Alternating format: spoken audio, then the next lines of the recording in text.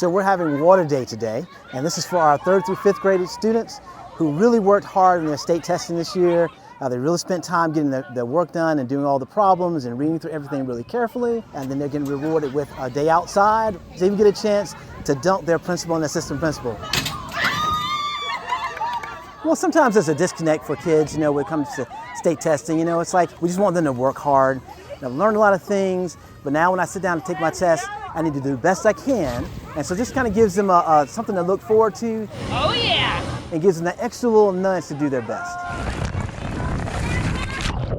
We've got slipping signs, so we got the little water tunnel thing right here.